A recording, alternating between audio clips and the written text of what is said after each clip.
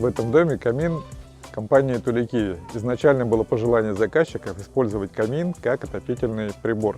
И камины такого типа именно такими приборами и являются. Есть вот такая вот особенность. Это труба, вынесенная наружу. На работе камина тоже нагревается, он тоже отдает тепло.